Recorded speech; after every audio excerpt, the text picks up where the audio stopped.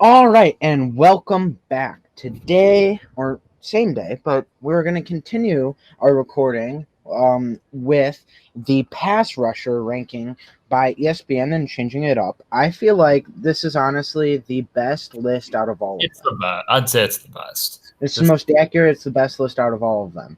Except for one thing which I find extremely disrespectful, which was insanely disrespectful, and I hate it so much. So I'll get to that later. But first, we have the pass rushers currently and what their Madden rank is. Number one, Aaron Donald, 99. Obviously, like every other 99 we've said so far in the running backs and the QBs, if you don't have this as your number one 99, you're wrong, you're stupid, you're bad. So, number two, they have 98, J.J. Watt. Number three, Khalil Mack, 97. 94, Von Miller, 97. Same thing. Number five, Fletcher Cox, 96. Number six, Cameron Jordan, 96. Number seven, 95, Chandler Jones. Number eight, Calais Campbell, 90. 95, number 9, Myles Garrett, 93, and number 10, Chris Jones, 92. This is obviously the deepest because the lowest is 92 overall, but that also it includes 5 positions, right? Left outside linebackers, right outside linebackers, right end, left end, right end, left end, D tackles, and nose tackles. So six positions. So obviously most of them are just left ends and right ends, but there's the Madden rankings, and I'll go first again, I guess, with my pass rush ratings. And number one, I have Aaron Donald, 99. Once again, you don't have that. You're wrong. You're stupid. Just everything. Number two, I actually have Khalil Mack at a 98. Now, I might be a little bit biased, but honestly, this man is insanely amazing. He's so good. He can beat you in every way. But people might say, "Oh well, last year he did bad last year." How are Hicks. you had no Akeem Hicks. Leonard Floyd did nothing. So therefore, you could either chip him and block him or double team him every snap. And I went back and I actually looked at a couple games. Obviously not today, but like at another point, and I remember seeing them either chipping or blocking him every snap of the game. So the fact that he was able to do as well as he did with being double teamed and checked every snap of the game, that's more impressive. So then for third, I have J.J. Watt at 97 because I feel like just Khalil Mack is better, so I just flip-flop the two. But I feel like J.J. Watt explains for himself. At number 5, or at number 4, sorry, I have 96, same overall, but Cam Jordan here. Because I feel like Cam Jordan's a little bit underrated. He's an underrated rush defender. He's obviously perfectly rated for pass defense, but he's an underrated rush defender. He's an amazing rush defender. Then at number 5, I have a guy who wasn't on the list for Madden, Shaquille Barrett, out of Auburn. 19 and a half sacks. 3 sacks away from the season record, and he doesn't get in the top 10? What are you doing, Madden? What are you doing? That's insane. This man had 19 and a half sacks. And I watched a couple videos on it because I wanted to make sure it wasn't just schemed. He had less schemed sacks than J.J. Watt. So you may be wondering, Josh, what's a schemed sack? That means like where, for example, let's say the defensive tackle charges outside to the left tackle. So then they try to double team him because you have the guard and the tackle both going to the defensive tackle. Then the end just wraps around and goes into the wide open hole in the middle. That's a schemed sack. That's a scap that was written up in the playbook that obviously was going to happen because if you messed it up, you're bad at football. So Shaquille Barrett had less schemed sacks than Joey Bosa, J.J. Watt, and Von Miller. So he had more actual, like, his moves, his actual skill sacks than 3 guys that were in the top 5. That's insane. And he wasn't in the top 10. So I have him at 5. Then at 6, I have Von Miller because Von Miller still does what Von Miller does and is insane. That quick first step is the greatest ever. Number 7, Or number 6, I have Chandler Jones, because I feel like Chandler Jones is underrated. I'm pretty sure last year or 2 years ago, he had 15 and a half sacks and didn't make the Pro Bowl, which was crazy. Um, then I have Fletcher Cox at 7 at 96 overall. Now, you may be wondering, Josh, why do you have these guys ranked if they're all the same overall? Because I feel like all of these guys are very similar in ability, but they're not good enough to be a 97, or they're not bad enough to be a 95, to who I consider those overalls. So they're all like, anywhere from, let's say, 96.9 to 90, to 96. They're all in that range. So next I have Calais Campbell, because I feel like Calais Campbell is still somehow very good at 34 now. It's insane. Then I have that was number 9, right? Yeah, that was number 9. And then number 10, I have another guy who wasn't on the list, which is insane because he's had 14 and a half sacks the past 2 years. Danielle Hunter, out of Minnesota. I feel like he's really underrated, even though being a diehard Bears fan. I feel like, having 14 and a half sacks the past 2 years, you got to be in the top 10. So there's my list. Okay, so my D-line pass rushers list. Number 1, Shaquille Barrett. I'm kidding. It is Aaron Donald, 99. We have covered this. He is undoubtedly the best pass rusher in the NFL. Number 2, a little bit biased, but it's Khalil Mack. And I was going to say 98 or even 99. I think he was 99 on Madden 20 at the beginning of the year. Could be wrong. But the reason that he had such a drop-off he did, and I only know this because I'm a big Bears fan, is that we were talking about when Josh ranked Khalil Mack, no Akeem Hicks. And Akeem Hicks was probably one of the most important pieces in the Bears 12-4 season. And without him there, they could just double or triple team Khalil Mack. I saw multiple instances where they were getting triple teamed. Leonard Fournette didn't do shit.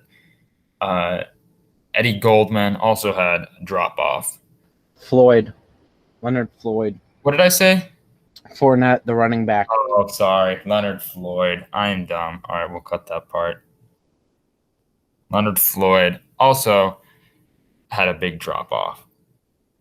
So that's why I gave Khalil Mack a 97.5 rating.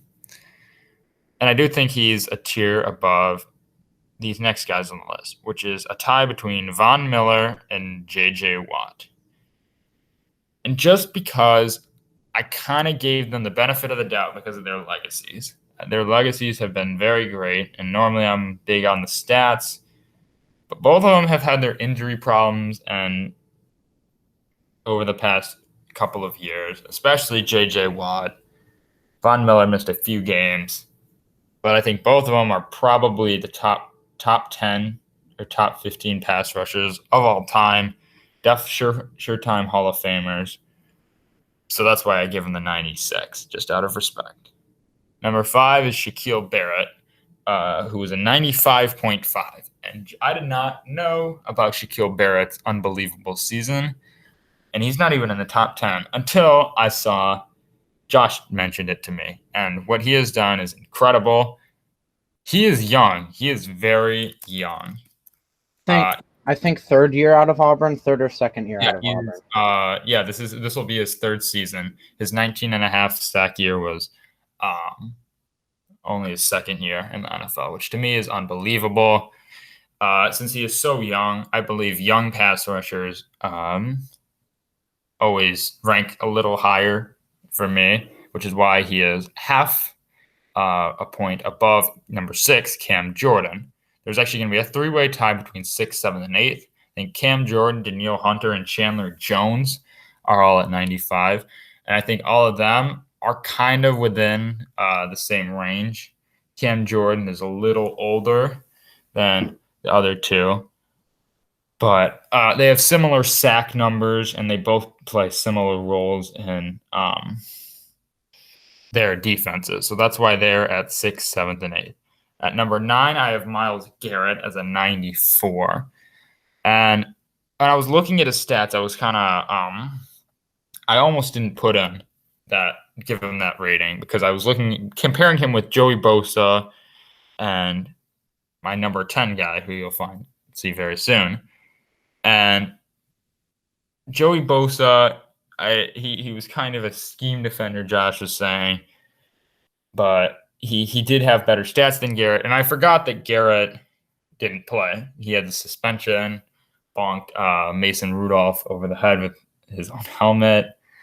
Pretty funny, not gonna lie. But Myles Garrett's potential is sky high. Like, this guy is getting he had 10 or 11 sacks last year with missing 6 games.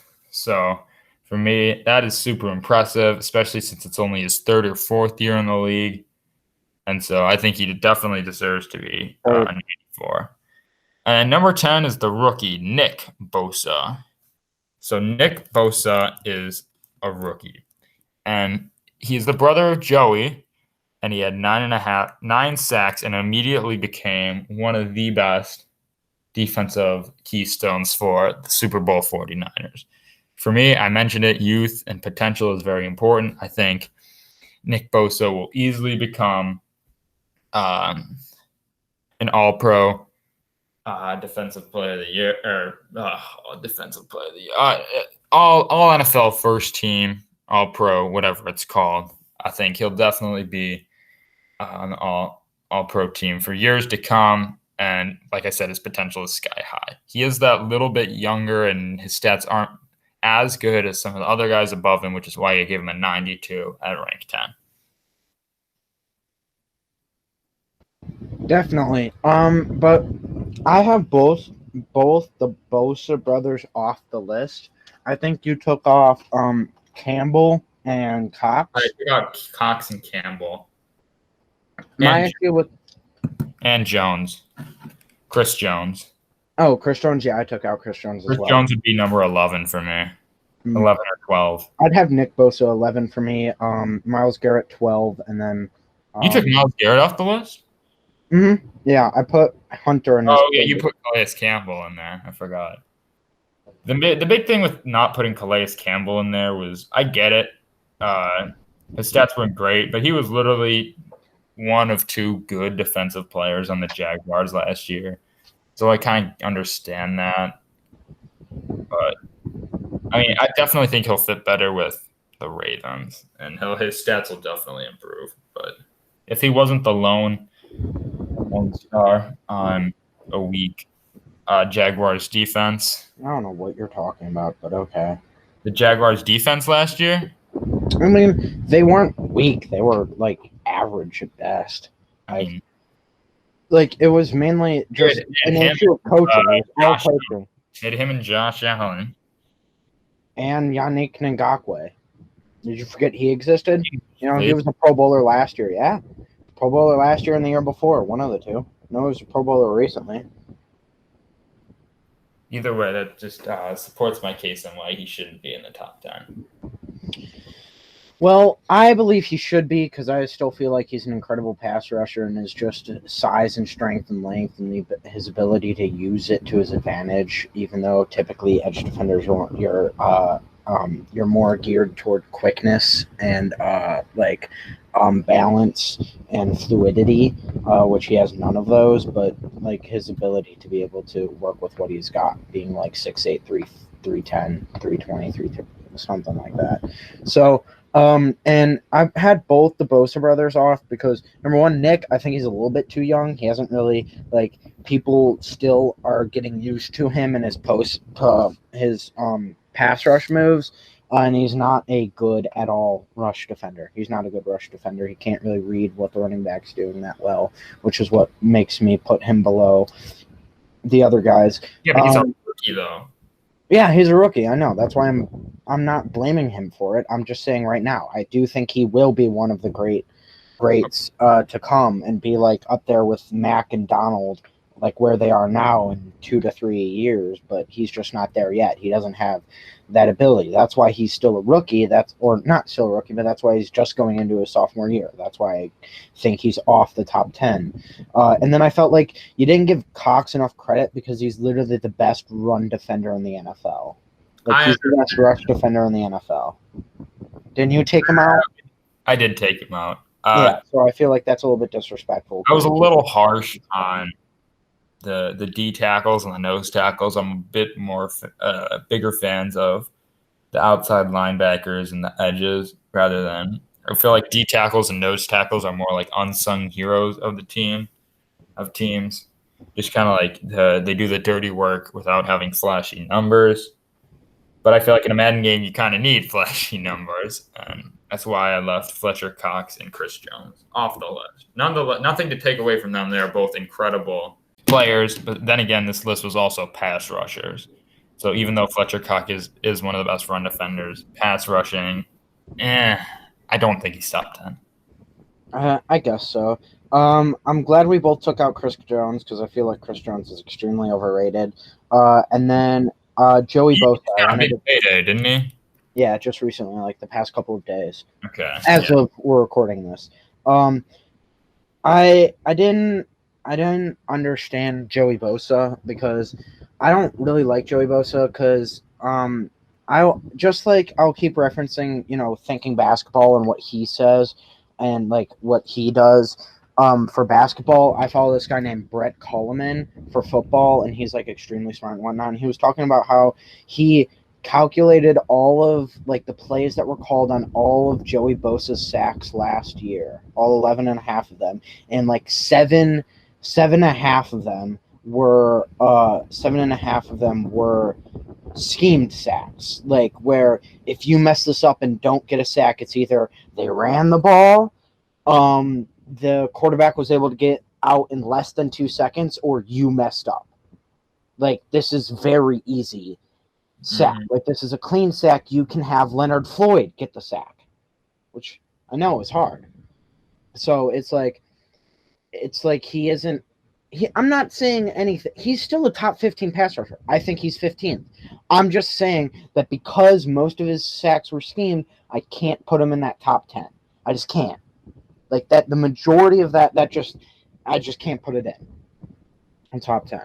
So I feel like he's a bit overrated. But I feel like I feel like this was the best list out of all of them because the next few we'll see is kind of really disrespectful. The next few are going to be, but and the first two weren't too bad, but this one was definitely the best because I feel like we agreed with it most. And there was just one player that I felt was disrespected, and everyone else we kept in the similar range. We just brought Daniil Hunter up, really. You just brought Joey Bosa and Nick Bosa up, and we just dropped down, 2 defensive tackles. So it's like it wasn't too big of a difference. Mm-hmm. Yeah, definitely. So. Next, we will have either the tight ends, wide receivers, or the defensive backs.